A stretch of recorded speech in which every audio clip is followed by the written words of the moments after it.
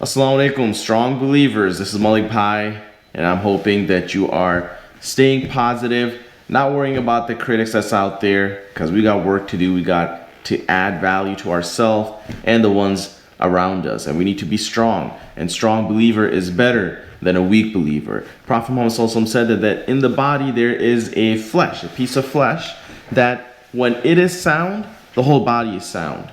And when it's corrupt, the whole body is corrupt. And that piece of flesh is the heart. Inshallah, we'll be discussing how to have that sound heart. How do we do that? And before we do that, inshallah, just a request, hit the subscribe button. Don't forget to hit the bell icon so you get notification as we get new videos on Malik Bhai.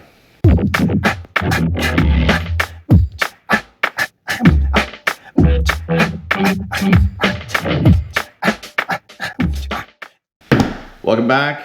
Let's talk about sound heart. So we already talked about that this piece of flesh is important for us to have, to be strong, to be sound. And if it's sound, the whole body will be sound. And if it's corrupt, the whole body will be corrupt. How do we do that? The key to life, okay, life of this heart, is Quran. Simple as that. If you want to shut the video down, right here you can stop.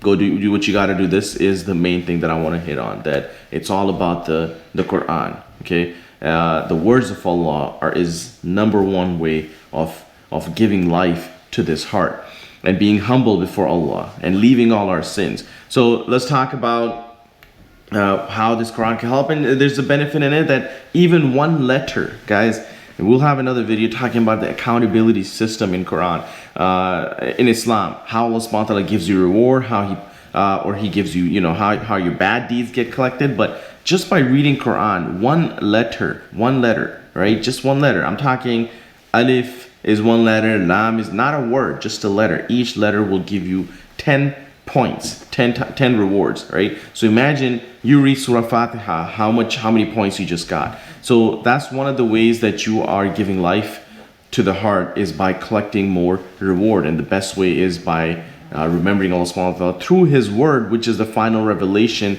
the Quran.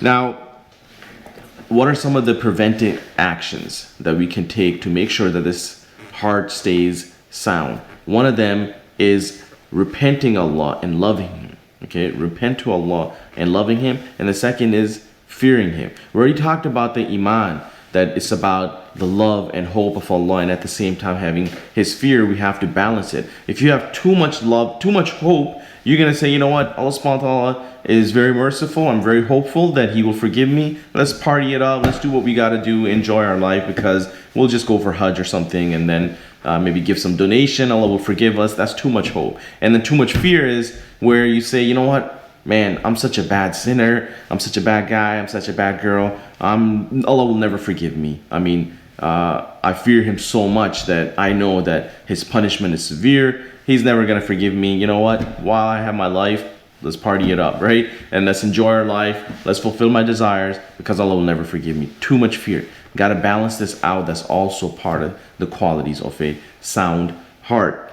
Now, one of the scholars says very beautifully, I'm going to read this, that certainly indeed every host loves that people come to his table spread. And it is true. Those of you, youth out there, once you get married, you move on, I want to make sure you guys have social gathering, have parties, right? Have people over, and I like to do that a lot. Sometimes I'll have, just the couples over, or with the families, right? Have potluck dinners. And so Islam, Muslims are social. I mean, us human beings in general are social creature. We want to be around other people.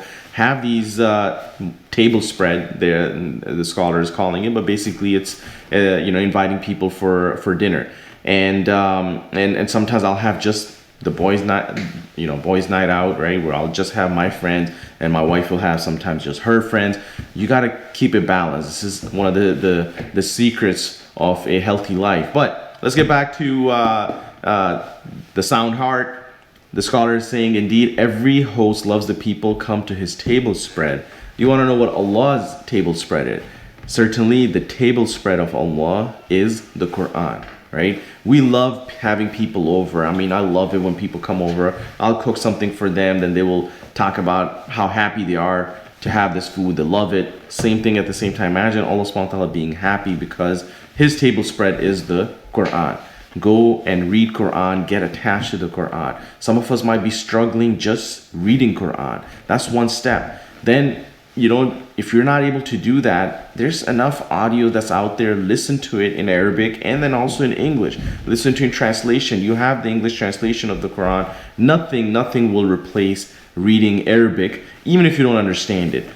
You're saying the words of Allah the way He has revealed it to our final messenger. Read it a lot, right? Try. If you don't know how to read, learn how to read. There's so many other skills that we learn. Why can't we learn the purpose of our life, right? Getting attached to Allah's words, worshiping Him through His words. So when you read it, it will give life to the heart. At the same time, ponder upon what it says. So, for example, Allah subhanahu wa ta'ala actually revealed the Quran in different, there's commands in it, right? There's prohibitions in it. There's mercy in it. There's hope in it. There's fear in it. Allah subhanahu wa ta'ala will talk about His punishment.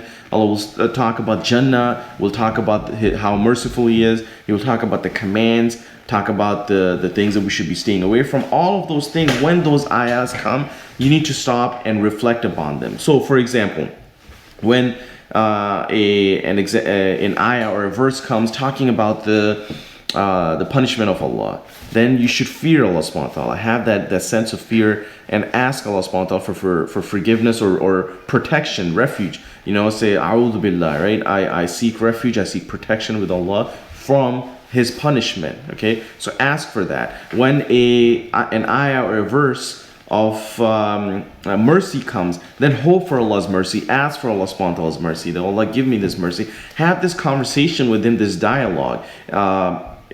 To be honest, in the beginning, since you won't be used to it, it might sound weird, okay? And it's okay, it's fine. But over time, you want to create that relationship. Just like let's say you're just trying to start a friendship with someone. There will be some awkward moments in the beginning to have that conversation. This is your Creator. He wants you to do that. So stop thinking too much, right? This is, we don't want to overcomplicate it, but talk in your own language, right? Have this conversation with Allah. When you're reading Allah's verses, when it talks about paradise, have some excitement and say, man, I want this paradise.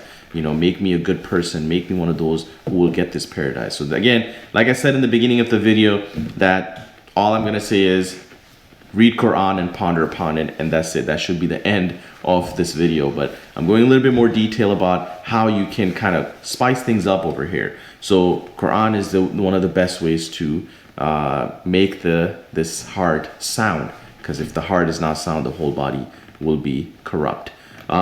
When a verse comes talking about the glorification of Allah, then glorify Him. Say Subhanallah. As something when Allah subhanahu wa ta'ala talks about His favors that He has sent upon you, such as the rain and the sun and the light and the whole system that He has created, then praise Him. Say Alhamdulillah for that, right? So those are some of the ways. So again, pondering upon the verses of the Quran. And Allah subhanahu wa ta'ala actually says that He is, do they not ponder over the Quran, or are there locks upon their hearts? Okay, and that's very deep. Allah subhanahu wa ta'ala is telling you that, you want sound heart. If you're not pondering upon the verses of the Quran, that means that your heart is locked. You got to ponder upon, reflect. That would be another word. Think about what Allah subhanahu wa ta'ala is saying. Another thing that I want you to know is, when we're talking about the prohibition, staying away from things that you're not supposed to be doing. Every time you do a sin, there will be a black dot that goes on top of your heart, okay? And the more sins that you do, it just that black dot gets bigger and bigger. But then when you repent from Allah, or when you do good things, right? We've already talked about this before, that the good erases the bad. So the more good that you do, it will erase this black dot. But if you continue doing that bad act that you are not supposed to be doing, then this black dot is going to keep on increasing until your whole heart becomes black. And this is what Allah subhanahu wa ta'ala talks about in the Quran, where this is the covering, that some of the people have covering on their heart. So even if you tell them anything good, their hearts basically become so dead that there's no point of return. So we want to ask Allah subhanahu wa ta'ala from His protection, make sure that we don't get to that point. The life that Allah subhanahu wa ta'ala has given us, let's make sure that our hearts are sound. We keep it alive by remembering Allah through His words, which is through Quran and reflecting upon the verses of Quran. This is Malik Bhai, and I'm hoping that we increase in this strength. Stay confident, and inshallah we'll see you in our next video. Assalamu alaikum.